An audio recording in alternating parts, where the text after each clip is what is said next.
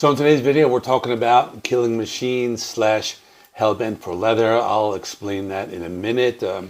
It's an anniversary review, my second anniversary of this year.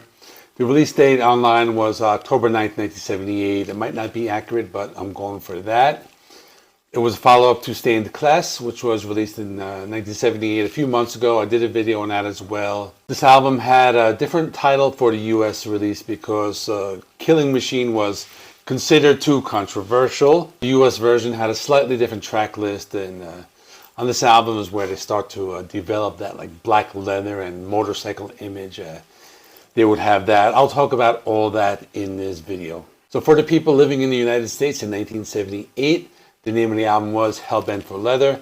The record company branch in the US thought that Killing Machine was a little too murderous. I guess they can call it that.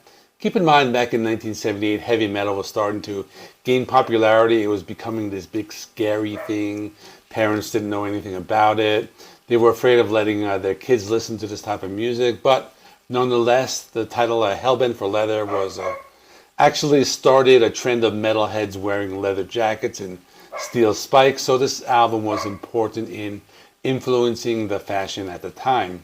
This was also kind of a turning point for the band. Stained Class had a darker sound, and most people would say that's the better album, but I think this is where they start to get a little more accessible and radio friendly. Back then, punk rock was becoming popular, and they wanted to compete with punk rock, so some of the song formations were not as complex as they were on previous albums. You will see later in 1980 when they released British Steel how that album is very accessible and one of the most accessible albums in heavy metal, but that's another video. Let's talk about the lineup. So as always, we have Rob Halford. He's on vocals, wearing a lot of leather. He would often come out on stage on a Harley Davidson motorcycle, and that would be very iconic for the band, and you can see that in this video clip right here.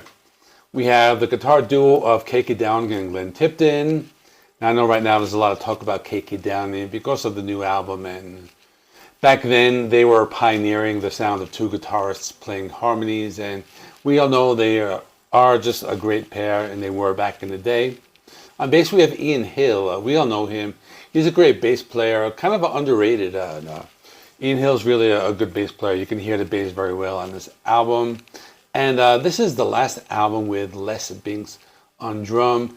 He would be later replaced by Dave Holland, as you can see here in this picture. So the original album had 10 songs. The American version, Hellbent for Leather, included the Fleetwood Mac cover of the Green Manalishi with the two-pronged crown. I'll talk about that in more detail later. It was added to all versions of Killing Machine later on, and became one of the most popular live songs, and it's just a really great song. The opening track is Delivering the Goods. It's a great track, has a very 70s sounding hard rock sound. Rob Halford sounds very good. He can sing in the lower and higher ranges, and the song also has a good mix of guitar riffs with the twin guitar of Tipton and Downing. The next song is Rock Forever. This is kind of a filler track. Some of the guitar riffs sound pretty good. The rest of the song feels very generic. There are some good things about it. Ian Hill's bass guitar comes through very well in the song. Other than that, this is one of those songs I don't really remember it that much. I've listened to the song many times and it's just kind of forgettable. Next is Evening Star. I will be honest, I don't like this song that much. It's very polished. It sounds like they were trying to make a radio rock ballad. The chorus is kind of annoying. I know it was a minor hit in the UK. There's a BBC live performance. That's the video I'm showing right here. On a positive note, the bass playing is really good. That's the one redeeming factor I have for this song. Next is the most well-known song on the album, Hellbent for Leather. This one is killer. It has a classic metal sound. The guitar riffs are awesome. Rob's vocals sound very good because he does these vocal harmonies on the album track, and it sounds really good. It's an example of classic heavy metal. It's also the song that created the leather and studs fashion trend among metalheads at the time. Let me also mention that the two-handed tapping technique that Glenn Tipton learned from Van Halen, he used on this solo, and that was because the Van Halen album came out prior, actually on the same day as Stained Class. Take on the World is next. This is one of the singles. I don't like it that much either. They were going to go for that Queen, like We Will Rock You type of sound. The chorus brings it down for me. I just don't think this type of song fits the band. I guess it's okay to listen to from time to time, but I don't like it that much. Burning Up is the next song. This one's okay. It's kind of annoying. It takes like 30 seconds to take off. The song has a lot of S&M themes in the lyrics, and that was way long before Rob Halford came out of the closet. The guitar's tone sounds pretty good. They use some type of like phaser effect. On a positive note, they incorporate some prog rock elements in the middle of the song. The drumming is very good. Lots of different percussion techniques are used. Hey folks, welcome to the middle of the review. Let me just say that Judas Priest is one of the most overrated bands ever. Most of their albums are not metal albums. Their albums from the 70s were all rock albums. Everything in the 80s was just glam metal, and this is the only real metal album was Painkiller, and that was not until 1990.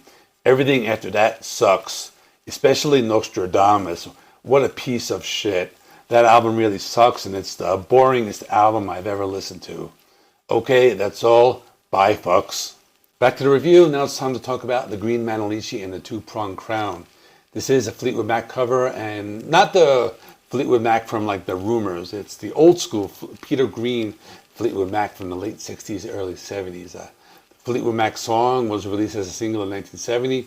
To be honest, I never listened to the original until I was preparing for this review. The original song is awesome. It's a mix of blues rock of early Fleetwood Mac and that psychedelic rock, some proto-metal. The Judas Priest cover is great. It's a song they play live often and probably one of my favorites on this album. The next song is the title track, and the other title track called Killing Machine. This one has a classic 70s rock sound. Some of the guitar riffs are pretty cool. This is another song where you can hear the two-handed tapping technique in the guitar solos.